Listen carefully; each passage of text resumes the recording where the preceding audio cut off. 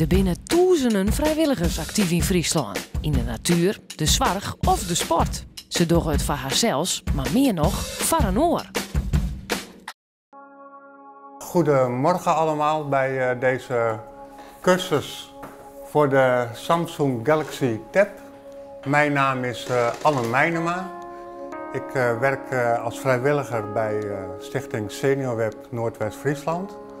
En wij geven computerles aan senioren, zeg maar de doelgroep 50+. Hier hebben we vaak wat achterstand op computergebied, al een nieuwe technologie, terwijl het wel steeds belangrijker wordt in onze samenleving. Dus ik vind het heel leuk om een steentje bij te dragen om die mensen daarin te helpen.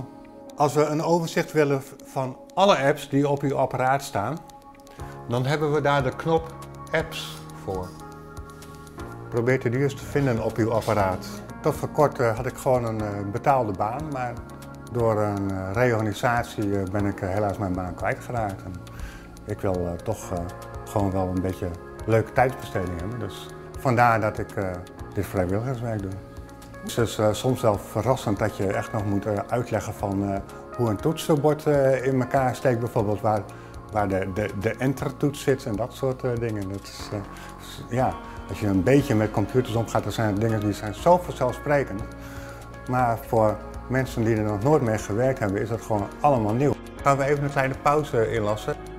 We willen het gewoon gezellig houden en een sfeer creëren waarin men niet bang is om vragen te stellen. Een sfeertje die ervoor moet zorgen dat gewoon mensen veel nieuwe dingen kunnen leren.